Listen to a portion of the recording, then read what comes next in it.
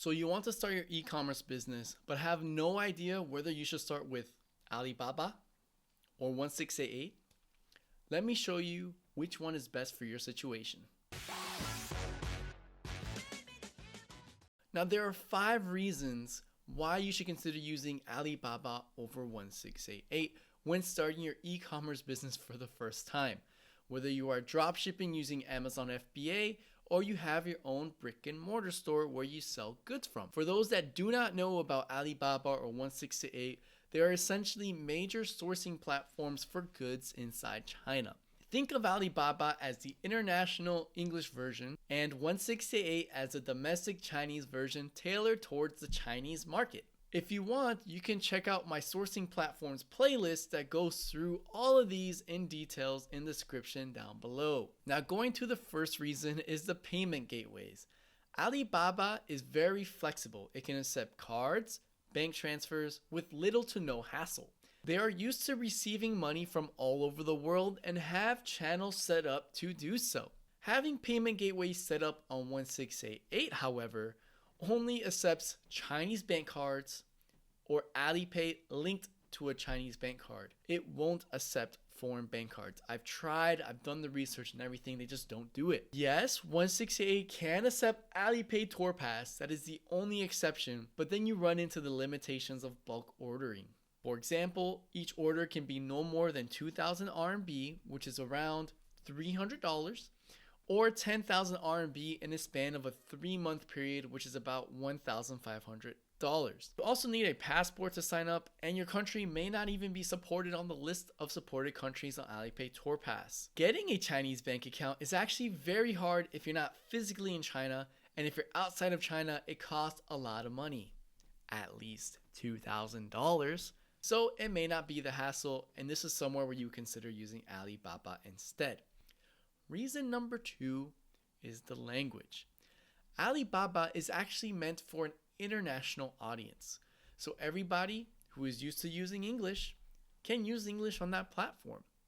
They can support other languages too, depending if they have a headquarters in your country. Customer service is fairly easy to reach, and they're willing to work with you as a personal agent. Now, usually they are trading companies and know how to deal with factories directly so that you don't have to. 1688, on the other hand, is all in Chinese, whether it's spoken or written Chinese. You will have to use apps to translate any documents or any chats that you have with a supplier, especially if you don't know how to read or speak any Chinese.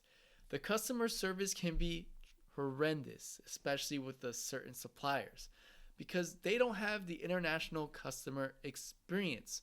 So they may not understand your needs well when it comes to getting certifications or verifying the product before shipping it overseas.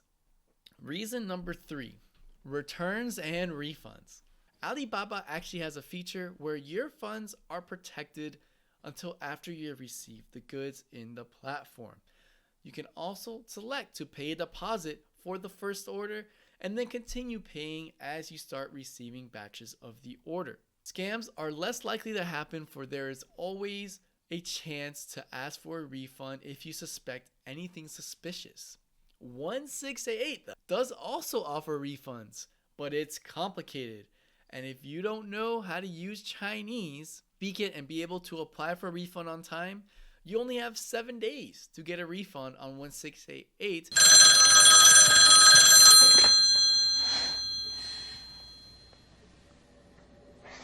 days. Where you're at a high chance of not getting a refund at all.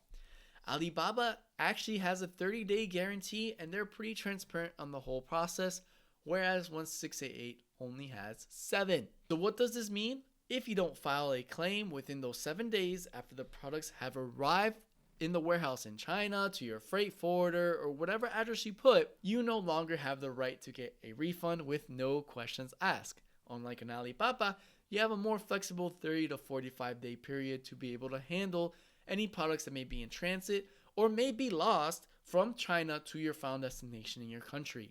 If for some reason you receive the product from your freight forwarder on 1688 and you want to return, do the math. It's not worth it. It's going to cost you more to ship the product back into China, go through Chinese customs, and get the product to the factory inside of China. So if you are not familiar with the refund process on 1688, it is not worth it. I have made videos about the refund process in 1688, and I'll put the video in the description down below if you want to see it later on, but it's just not worth it. Number 4 are certifications. You can sort products by certifications they have. So you can rest assured that the products will have documents to prove their certifications if you were to get inspected at customs. Even though you may find the exact same supplier and factory on Alibaba and 1688, the 1688 customer service will not have the experience to get the certification from the supplier. This may delay the process at customs, as they may not be able to produce the certifications at all because they're tailored towards the market inside China. I've had experience with a buyer from the UK where we had to jump through hoops to talk to different suppliers and finally get a certification and the proof of conformance to give it to the customs officer instead of them holding the products hostage at customs. Reason number 5, and that is the packaging. Alibaba usually has partners with fulfillment centers to make sure the packaging is tailored to your market. However, on 1688, everything is meant for the local market in China. So you need to double check with a supplier if they have at least a double language version, like one that has Chinese and English, that can come with the packaging. And with 1688, you may have to do the legwork to find a fulfillment center to be able to change the packaging into English as well as the instruction manual, because most of the suppliers won't support you on 1688. So before jumping into 1688, because you hear it's the cheapest products that you can find, which it usually is, and it has a very low MOQ, which it usually does, unlike Alibaba that has maybe like 20 to 50 MOQ requirements, 1688 has like 1 or 2 MOQ requirements. Consider the reasons above that I just mentioned before starting.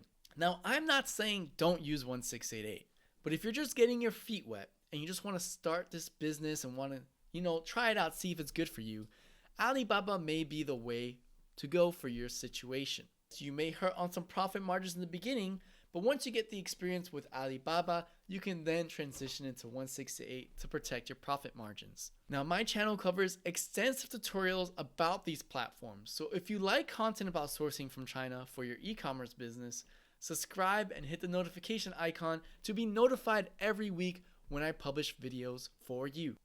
Let's make sourcing easy.